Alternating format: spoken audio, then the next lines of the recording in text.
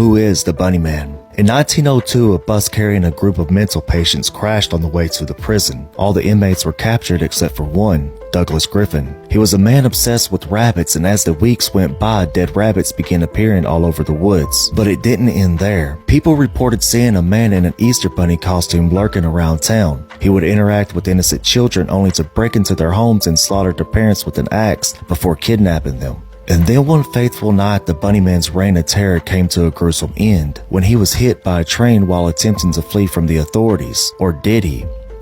Legend has it that he lurks under the old Colchester Bridge in Fairfax County. Could it be that the Bunny Man is still out there lurking in the shadows, waiting for his next victim? Follow, because my next story is crazy. Blood-curdling facts that you wish you never knew. Kayla Posey, who you might recognize from this gif from the show Toddlers and Tiaras, went to her prom this past weekend and took her own life just a few hours later. The dinosaurs in Jurassic Park were not animated. Most of them were just actors in costumes. This photo shows Ismail Hadi, a homeless man from Yemen known for feeding stray dogs. One morning he was found dead, with the dogs refusing to leave his side. A new device in South Africa called Rapex resembles a tube with barbs inside that is inserted like a tampon to prevent sexual assault. Any man who attempts an unconsentful act will be impaled by its teeth and sent to the ER. This 7-year-old girl is the only person in the world with diagnosed chromosome 6 deletion, meaning that she doesn't feel pain,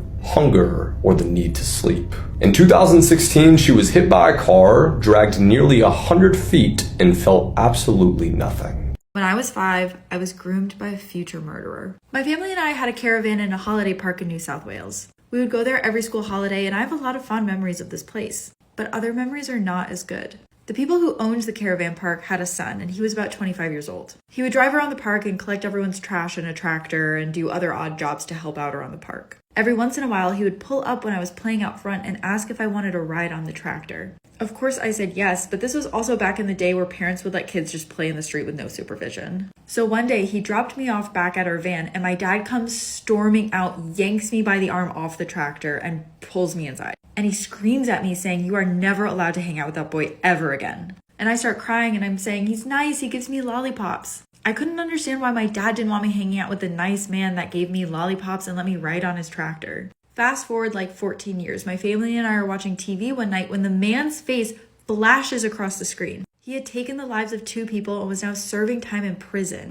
And the worst part, he used pills on the people that he would call his lollies. Article recently came out about the worst disasters in Hollywood. And number 1 is a movie that was filmed on a nuclear testing site that gave 91 people cancer. So in 1954, John Wayne starred in this movie called The Conqueror, where he played this 13th century Mongol warlord. This movie was filmed in St. George, Utah. And this is important because you know what else was happening around St. George, Utah? 928 nuclear tests. So the area the cast and crew was filming in was full of nuclear waste. One bomb that they tested in the area emitted 20 kilotons more than the advisable amount of nuclear waste. And by 1980, they figured out that 91 of the 220 cast and crew members had developed some sort of cancer, including John Wayne, who had struggled with lung, throat, and stomach cancers until he passed away at the age of 72. So psychotic hot boy Howard Hughes produced the movie, and he felt so bad about it, he spent $12 million buying every single copy of the movie so no one could see it. And apparently he watched it every single night in the last few years of his life. But the worst part of all of this, the part that breaks my heart the most, is during reshoots, they needed to bring the soil to Los Angeles to make it look like it did in the desert. And there is 60 tons of soil in LA that is contaminated with the nuclear waste from the area. I burned the out of my husband because he our 7-year-old daughter. One evening in San Antonio, Texas, I came home early from work, imagining I'd surprise my family with an unexpected dinner. But what I found turned my world into a living nightmare. As I walked past my 7-year-old daughter's bedroom, muffled sobs struck my ears. Opening the door, a scene of horror unfolded. My husband, the man I adored, was committing the unspeakable. Pain and fury surged like a torrent. I threw my husband out of the room, comforting my frightened daughter. That night, a resolve took root in me. I waited for my husband to fall into a deep sleep. Images of the abomination haunted every corner of my consciousness. I entered our bedroom, gasoline in hand, and set our world ablaze. The flames devoured the room, taking with them the man who had betrayed me. The next day, the town was in turmoil. Investigations revealed the horrible truth. For some, I was a monster. For others, a courageous mother. Today, from my cell, I have no regrets. I keep reliving that night, and despite the pain, I know I protected my daughter from the man who was supposed to be her protector. What would you have done? Tell me if you agree with my action by leaving a comment. I feel like kids can see ghosts that we can't see. This story is about an imaginary friend that was probably something way worse. And if you like spooky stuff, definitely check out my podcast. A woman in Virginia claimed that when her daughter was little, she used to have an imaginary friend that she called Little Michael. And at first it was all the normal imaginary friend stuff that kids do. She would ask if Little Michael could eat dinner with them. She would ask if Little Michael could tuck her in at night. But she also said that if Little Michael didn't do those things, that he would get mad, which the mom thought was kind of weird.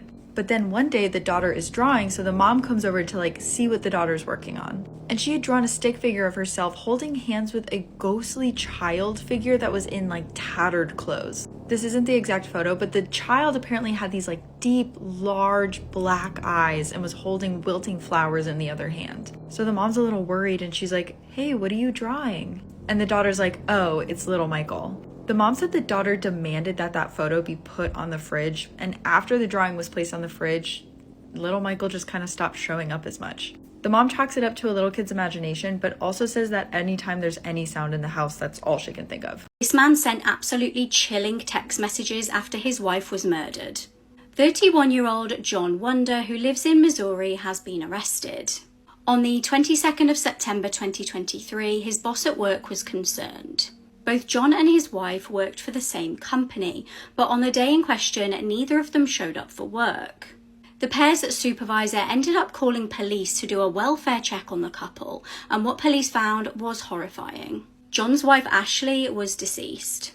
She was found next to a knife and cleaver in her laundry room. Hauntingly, she had John's last name written on her leg in blood.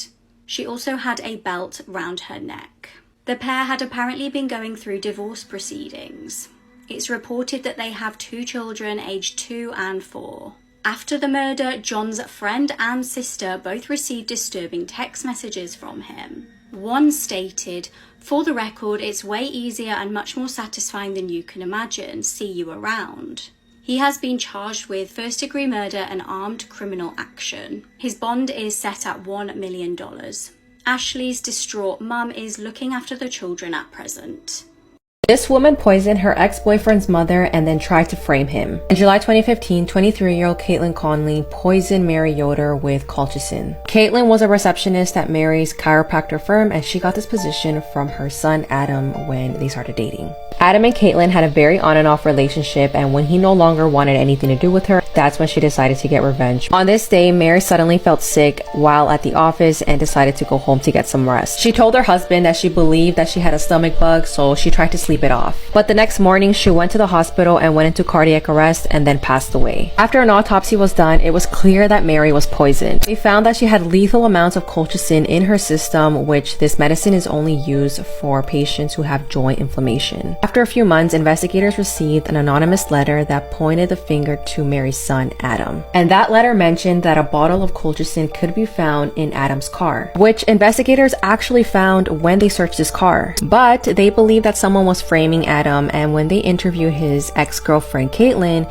she admitted to writing the letter. Investigators were able to track the prepaid gift card that she used to purchase the colchicine, and her DNA was also found on the bottle. On November 6, 2017, Caitlin was found guilty of first-degree manslaughter and was sentenced to 23 years in prison. A woman from Georgia was murdered 33 years ago. She was never reported missing. Now, the mystery of her identity is finally solved. A woman's body was discovered in 1990. Police at the time believed that the 20-year-old victim was strangled, but bizarrely the woman was never reported missing by any family or friends. She was found by a road crew alongside Interstate 40 near the New Hope Church Road exit. This was around 35 miles away from Durham. The case plagued investigators for decades. One sheriff stated, "Throughout the decades, some of our finest investigators kept plugging away. They finally know the woman's identity. Her name is Lisa Coburn Kessler. She was a resident of Jackson County. Now, it is reported that her family didn't actually know she was missing at the time that she vanished. They state that she left Georgia of her own accord to go to Michigan. It's believed that when she then left Michigan, she was going to return to Georgia. In 2018, new technology enabled investigators to create this digital illustration of the woman. It was intended to hopefully spark interest with the members of the public so that somebody would come forward and identify her. However, unfortunately, there was no luck. In 2020, forensics enabled a hair fragment to be used for DNA extraction. Luckily, they were able to link a paternal cousin of the victim using genealogy databases. Whilst it's still a mystery who killed Lisa and why, investigators are closer than ever to figuring it out. They're now hoping that the DNA analysis can help to identify the killer. This man was charged with one of the most disturbing crimes in Texas history. This is David Vincent Atkins Jr., who was arrested in 2016 on a very extremely disturbing charge. All of this started when David's landlord came across some extremely disturbing videos. Apparently, inside of his rental property in Harris County, Texas, the landlord discovered a laptop which contained CP. But when police investigated the CP, they recognized the man that was in the videos. It was David himself.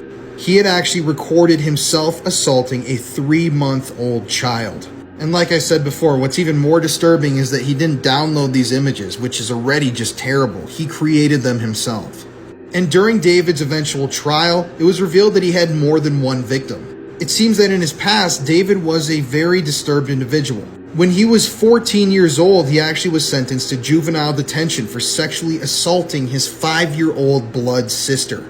And then when that happened, his other blood sister came forward and said that he had been sexually assaulting her since she was 3 years old. So both of his sisters testified at his trial. And apparently when he was younger, after he was released from juvenile detention, this delinquent behavior continued. And David would seek out single mothers with young children and would volunteer to stay home and watch the kids while the mothers were out at work. So nobody really knows how many victims this guy had in his lifetime. One of the really sad things about cases like this is that, well, specifically in this case, the jury and the people in the court had to actually watch the videos that he recorded of the assault of the young infant. And after he was eventually convicted and sentenced, he apologized to the court for, making them watch these materials. Thankfully, though, this man is now in jail for life with no parole. So once again, to David, I say have fun rotting. This is what happened to this fiancée that went missing 6 days before her wedding day. On September 8th, 2009, 24-year-old Annie Lay vanished while attending Yale, where she studied pharmacology. Not only was Annie completing graduate school, but she was also working at Yale's Animal Research Center. On this night, Annie's roommate became extremely worried when she failed to come home. Her roommate immediately reported Annie missing. And when police took a look at the surveillance footage, Annie was seen entering the Animal Research building at around 10 a.m., but was never seen leaving. When police entered the lab that Annie was in, they found her personal items, but she was nowhere to be found. At first, investigators believed that Annie got cold feet and ran away because her wedding was in a couple of days. But when investigators discovered that 24-year-old lab technician Raymond Clark was the only person who had access to Annie's lab room that day, they started to take a closer look at him. Investigators began looking into all the data from everyone's access cards, and they discovered that not only did Annie not leave the building that day, but she also entered room G13 and she never left that room either. But that's not all. They also noticed that Raymond used his access card 55 times that day to go in and out of the labs. Bloodstains, Raymond's DNA, and a piece of clothing that Annie wore on that day were also found in the lab room. And a few days after Annie's disappearance, the building began to smell like human decomposition. Cadaver dogs led investigators into a restroom in front of the lab room, and Annie's body was found behind a toilet inside a panel. And get this, Annie's body was found on the same day that she was supposed to get married. It's believed that Raymond took Annie's life because he wanted to be with her and because her wedding was coming up. Raymond was sentenced to 44 years in prison without the possibility of parole. This story has absolutely horrified me. Trigger warning for child abuse. The details are absolutely horrific. This is 3-year-old Bastien, and he was murdered by his father in an absolutely brutal way. Bastien was born on the 17th of May 2008 in France. This is his father, Christophe Champenois. He was out drinking on that day, and when he was told that he had a son, he simply shrugged and said that he didn't want one. Bastien's grandmother described him as an unwanted child. He never experienced love, he was regularly abused, and he was seen as a burden. Some of the abuse that Bastien endured was being locked in a cupboard in the pitch black for hours on end, or being sat on a windowsill all day trying not to fall off. In November 2011, Bastien had been at school, and his mother Charlene was told when she picked him up that he'd been a little bit naughty and he'd flushed another child's drawing down the toilet. He'd already been punished accordingly by his teacher, but when Christophe found out, that wasn't good enough for him. He needed to punish him too. When Bastien got home from school that day, his father stripped him naked, threw him into the washing machine, shut the door, and ran the cold cycle. The washing machine started filling with freezing cold water and spinning while Bastien screamed for his life. What's even more horrifying is that Bastien's mother was sat in the next room doing a jigsaw puzzle with her daughter, completely ignoring Bastien's screams. When the cycle finished, Christophe opened the door and pulled out a lifeless Bastien. He then turned to Charlene and said, "At least he won't bother us anymore." Christophe actually called the emergency services himself and said, "I've got a little problem, my son has fallen down the stairs." When emergency services got there, they saw that Bastien was soaking wet and he had water coming out of his nostrils and mouth. They then changed the story and told them that he'd drowned in the bath. However, when police spoke to Bastien's 6-year-old sister, she told them the truth and said, "Daddy put Bastien in the washing machine because he was naughty at school." Bastien died from a mixture of head injuries from being spun in the washing machine and from drowning. It soon came to light that the family were already known to social services, and the night before Bastien's murder, Christophe had messaged their social worker saying, "I'm going to throw Bastien from the 2nd floor, even if it gets me 15 years in jail." She was actually on sick leave and she didn't see the message until it was too late. Christophe was found guilty of Bastien's murder and sentenced to 30 years in prison. And Bastien's mother Charlene was found guilty of aiding and abetting murder and violence and sentenced to 12 years. This is Chris Langham, the Muppets pedophile. I'm going to warn you, this is a really disturbing story, so viewer discretion is advised. So Chris Langham is a very famous English comedian, writer, and actor. He's won a lot of awards in his life, and he's a very famous actor in England. Back in the day, he had parts in productions like Monty Python, The Hitchhiker's Guide to the Galaxy, and yes, like I stated at the beginning, The Muppet Show. So Jim Henson himself actually hired Chris because he thought he was a great talent. And originally Chris was just writing for The Muppets Show, but when one of their guests canceled at one point, he stepped in and was the guest star for the night. He did a bunch of weird routines, people loved him, but then afterwards they largely forgot about him. And over the years, he was just in so many movies that his face became recognizable across all of England and America. But then in the year 2005, he was arrested as a part of Operation Ore in England. This operation had been undertaken by the authorities there and was basically aiming to find people that had been using credit cards to purchase CP or CSAM on the internet. And what do you know, Chris had left a paper trail that led right to his front door. Eventually, Chris was charged with 15 counts basically of possessing CP, but he had a very interesting defense. Now, he actually claimed that he was studying this for a role he was set to undertake.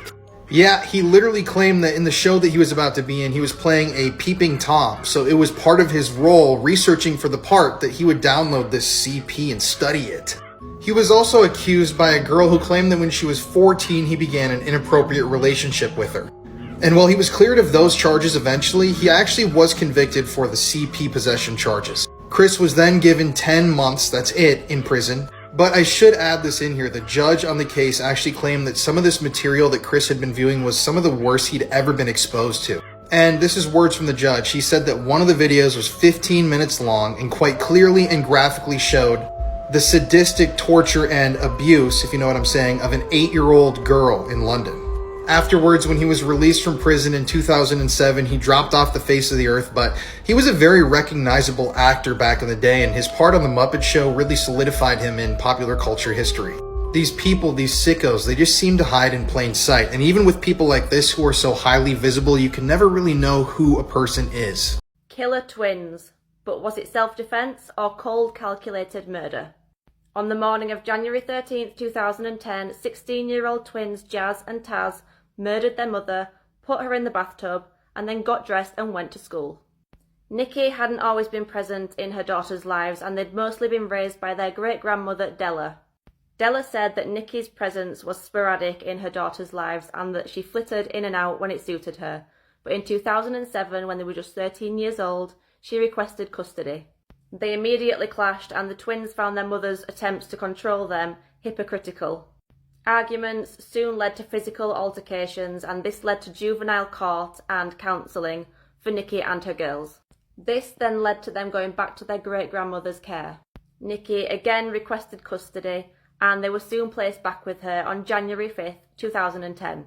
Just 8 days later, Nikki was dead. On January 13th, 2010, the twins called 911 saying that they'd come home from school and found their mother dead in the bathtub. Nikki had a cut to her scalp and multiple stab wounds. It was soon discovered that the girls also had injuries, including bite marks that matched their mother's dental records. They were arrested in May 2010 and initially pleaded not guilty.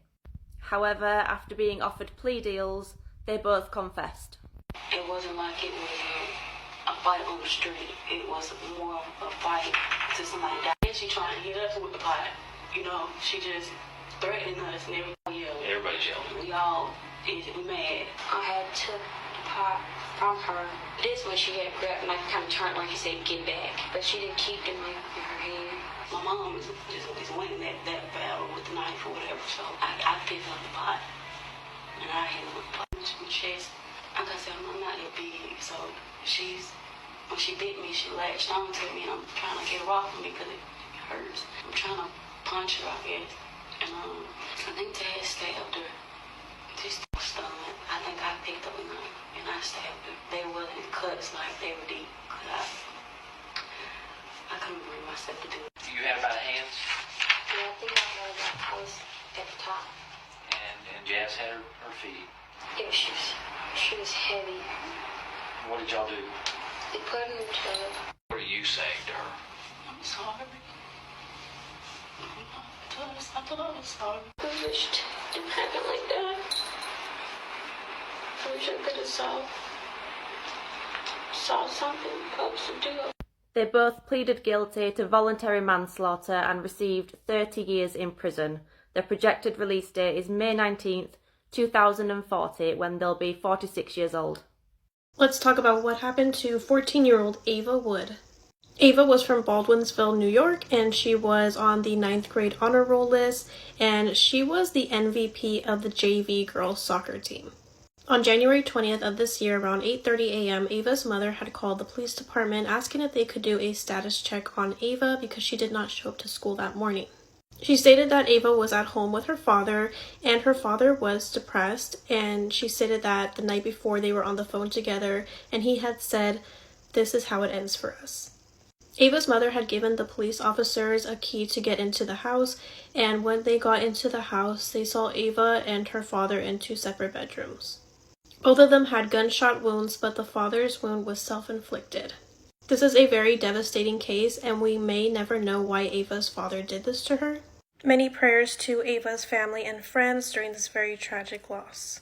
Some are calling this the most horrific fraternity hazing ever in the United States. This is how one night at university can destroy your life forever. Danny Santulli was 18 years old and a freshman at the Uni of Missouri. In October 2021, Danny was captured on CCTV being blindfolded and led downstairs in an event named Pledge Dad Reveal Night. Danny was made to drink a litre of straight vodka by himself. At around 10:55, Danny collapsed and some of the frat members were seen carrying him to a sofa. Around midnight, Danny was captured on cameras sliding off the sofa, and shortly after he was found unconscious with blue lips. Shockingly, instead of calling an ambulance for Danny, the frat members piled him into a car, dropping him on the way. They drove him to hospital, but at this point he was already in cardiac arrest. Danny had to be resuscitated and spent the next 6 weeks in intensive care. Prior to this evening, Danny had been left needing stitches and crutches after he'd been forced to climb inside of a bin with broken glass inside. 2 nights before the night in question, Danny broke down in tears on the phone to his sister and told her about how stressed he felt about it all. His family had begged him to quit the pledge, but he didn't want to be ridiculed. This is Danny now. He will need full-time care for the rest of his life. He's now severely brain damaged, is blind, and cannot walk or talk. 2 former students are set to go to trial over this case. Here's a face that's been all over the news lately. Usually you'd see a photo like this with the title murder trial and assume that they're the victim, but not in this case. 32-year-old Lucy Letby has been charged with taking the lives of 7 babies and attempting to take 10 more. She was working as a neonatal nurse at the Countess of Chester Hospital from June 2015 to June 2016, and this was the time span in which these infants passed away. She was finally removed from the neonatal unit after a senior doctor realised that she was the only common denominator for all of these children. Lucy Letby has pleaded not guilty on all accounts. So her defence team have said that it's just a coincidence that she was present at the passing of every child. They've also said that the passings were natural and not caused by any human interference. The prosecution, however, have presented evidence stating that the victims' lives were deliberately taken, mainly by injecting air into their circulation. Police also supposedly recovered some major evidence from her home after her arrest in 2018. The evidence was a handwritten note, with one section of it reading the following: "I unalived them on purpose because I'm not good enough to care for them." Well, I guess, take from that what you will. This is the UK's most famous missing boy. In September 2007, Andrew Gosden was just 14 years old. He was a very intelligent boy and was top of his class in most classes at school. He was an introvert that usually spent most of his time at home. The day before Andrew went missing seemed completely normal. He went to school, he had some tea, and then he watched some TV. However, on September the 14th, he seemed more irritable than normal. Instead of getting the bus to school that morning like his parents thought he was, he went to a cash point and withdrew £200. CCTV then captures him walking home, where he changed his clothes into a Slipknot t-shirt. When he left the house, he didn't take his charger with him, and he also didn't take £100 that he'd saved up. He didn't take his passport, but he did take his house key, which indicates he was going to come home. He bought a one-way ticket to London and was last seen leaving King's Cross station at about 11:30. Frustratingly, the school had actually tried to contact Andrew's parents to say that he hadn't turned up to school that day, but they dialed the wrong number and left an answer phone message on the wrong phone. His family was completely cleared of any suspicion, and the family and the school and all of the students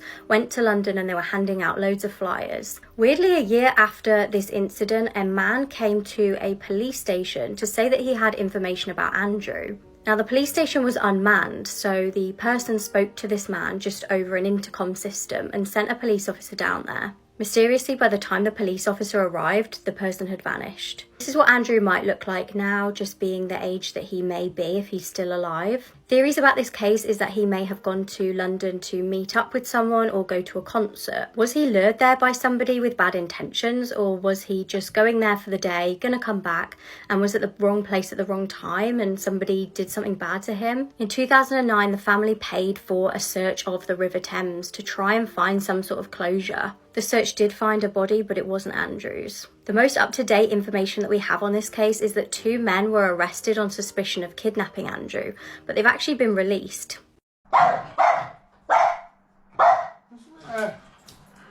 What? Look in there, mate.